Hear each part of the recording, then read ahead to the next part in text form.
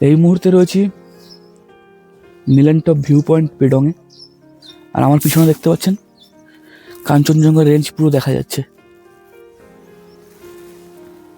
এই খাদের ধারে এই পাহাড় চূড়ার সামনে এলে নিজের অস্তিত্ব বোঝা যায়, যে আমরা যে কত ছোট।